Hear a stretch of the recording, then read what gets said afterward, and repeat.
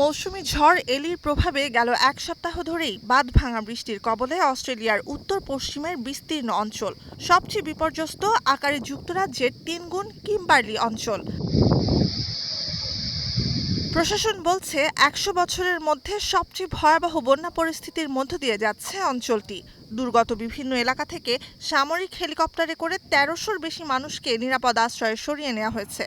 Now, as we know, people in the Kimberley are experiencing a 1 in 100-year flood event, the worst flooding Western Australia has had in its history.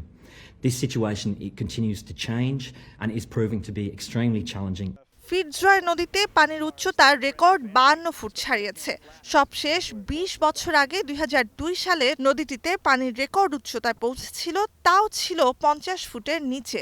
এমন পরিস্থিতিতে জরুরি বন্যা পরিস্থিতি জারি করে পশ্চিমাঞ্চলে বিপর্যয় সামাল দিতে সর্বোচ্চ সহায়তার ঘোষণা দিয়েছেন অস্ট্রেলিয়ান প্রধানমন্ত্রী। These floods are having a devastating impact. Many of these communities, of course, are communities that do it tough.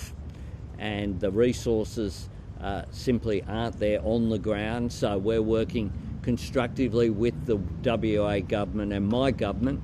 পূর্ব প্রশান্ত মহাসাগরের উপকূল বরাবর দক্ষিণ দিক থেকে উত্তর দিকে স্বাভাবিকের তুলনায় শীতল সমুদ্র স্রোতের প্রবাহে সৃষ্ট আবহাওয়া পরিস্থিতি লা নিনা। এই লা নিনার প্রভাবে গেল ২ বছরের বেশি সময় ধরে অস্ট্রেলিয়ার পূর্বাঞ্চল ৪টি গুরুতর বন্যা পরিস্থিতির সাক্ষী হয়েছে। অন্যদিকে ভারী তুষারপাত আর ঝড়ো বাতাসের পাশাপাশি বন্যার ধাক্কা সামলাচ্ছে যুক্তরাষ্ট্রের ক্যালিফোর্নিয়া। আগামী কয়েকদিনে পশ্চিম উপকূলে কয়েকটি ঝড় আঘাত হানতে পারে এবং তাতে পরিস্থিতির আরও অবনতি হতে পারে বলে শঙ্কা আবহাওয়াবিদদের। নুজহাত কামাল, এখন বিশ্ব।